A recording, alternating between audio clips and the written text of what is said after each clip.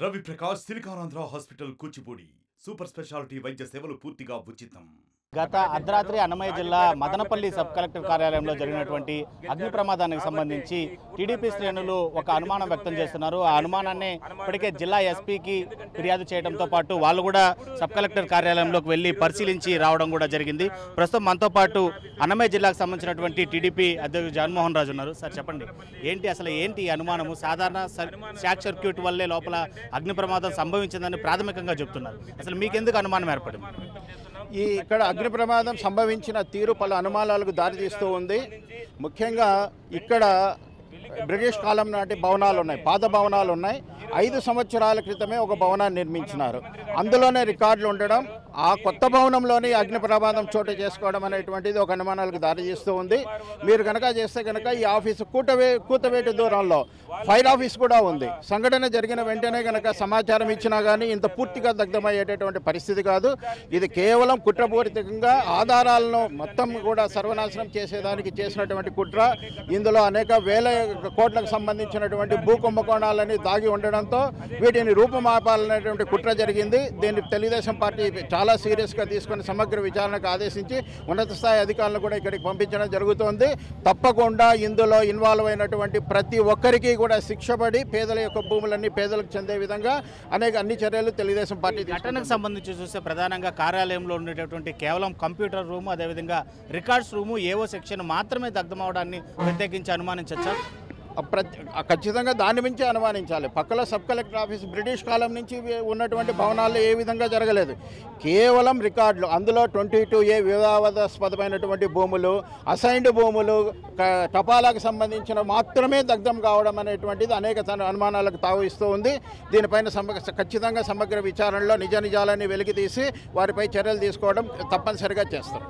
తెలుగు యువత అధ్యక్షుడు కూడా ఉన్నారు శ్రీరామ్. సార్ చెప్పండి, అంటే అనుమానం అని చెప్తున్నారు, ఎవరిపైన అనుమానం? ఎంపీసీ బైపీసీ విద్యార్థులకి ఒక వరం CA/CMA కోర్సులు. CA/CMA చదివే విద్యార్థుల్లో 40% మంది ఎంపీసీ మరియు బైపీసీ విద్యార్థులే. Master minds. ముఖ్యంగా ఒక IAS అధికారిని నియమిస్తేనే ఈ పెద్దిరెడ్డి ఫ్యామిలీ ఈ మదనపల్లిలో కావచ్చు, తంబలపల్లిలో కావచ్చు, పొంగనూరులో వేల కోట్లు దోపిడీ చేసింది. అసైడ్ భూముల్లో కానీ 22A భూముల్లో కానీ MROలను కలెక్టర్ను లెక్క లేకుండా వాళ్ళ తొత్తుల వల్లే పెట్టుకొని అవినీతికి వేల కోట్ల అవినీతి పాల్పడింది. రేపు ఈ IAS కలెక్టర్ గారు సబ్ కలెక్టర్ వస్తే రేపు మాకు ఇవన్నీ జైలుకు పోయే తప్పదని నిన్న రాత్రి ఈ విధంగా దగ్ధం చేయడం జరిగింది. వెంటనే దీనికి సంబంధించినటువంటి ఎంతటి వారినైనా కూడా ఉపేక్షించేది లేదని మా నారా చంద్రబాబు నాయుడు గారు ఈరోజు చెప్పడం జరిగింది. ఎట్టి పరిస్థితుల్లో దోషులను ఖచ్చితంగా శిక్షిస్తాం. భూములు కూడా ప్రమాదం వెనక పెద్దిరెడ్డి హస్తం ఉందని చెప్పి డైరెక్ట్గా చెప్తున్నారు. 100కు 100% పెద్దిరెడ్డి కుటుంబం నుంచి పెద్దిరెడ్డి రామచంద్రారెడ్డి కావచ్చు, మిథున్ రెడ్డి కావచ్చు, ద్వారకనాథ్ రెడ్డి వాళ్ళు కూడా త్వరలో తేలుతాయి.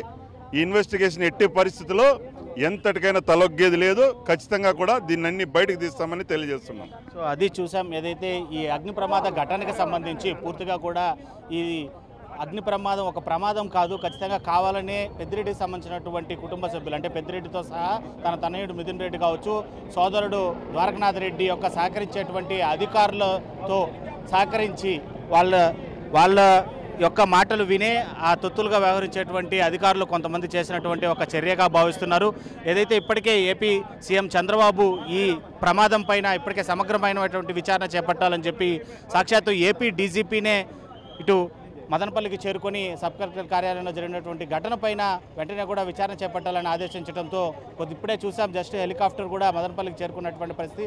మరికొద్దిసేపట్లోనే ఏపీ డీజీపీ లోపలికి వెళ్ళి ఇప్పటికే ఎస్పీ ఉదయం నుంచి కూడా అన్నమయ్య జిల్లాకు సంబంధించినటువంటి ఎస్పీ చేపట్టినటువంటి విచారణ నివేదికను అందుకోవడం కాకుండా ఆ నివేదికలో ఉండేటువంటి అనుమానాలకు కూడా ప్రశ్నించేటువంటి అవకాశాలు కనిపిస్తున్నాయి. మొత్తం మీద డీజీపీ మీడియాతో మాట్లాడిన అనంతరం కూడా ప్రమాదం పైన పూర్తి క్లారిటీ వచ్చేటువంటి పరిస్థితి కనిపిస్తుంది. ప్రస్తుతం అయితే మాత్రం తెలుగుదేశం శ్రేణులు అయితే మాత్రం ఖచ్చితంగా ఈ ఘటనకు సంబంధించి పెద్దిరెడ్డి హస్తం ఉందని చెప్పి మాత్రం తాము సమగ్ర విచారణ కావాలని తీవ్రమైనటువంటి ఆగ్రహ సేవలతో ఊగిపోతూ న్యాయం చేకూర్చాలని చెప్పి కూడా డిమాండ్ చేస్తున్నటువంటి పరిస్థితి అయితే ఉంది. వీడియో జర్నలిస్ట్ మణికంఠతో RTV మదనపల్లి. మరిన్ని వీడియోస్ కోసం ఛానల్ ని సబ్స్క్రైబ్ చేయండి. లేటెస్ట్ అప్డేట్స్ కోసం వాట్సాప్ ఛానల్ ని ఫాలో చేయండి.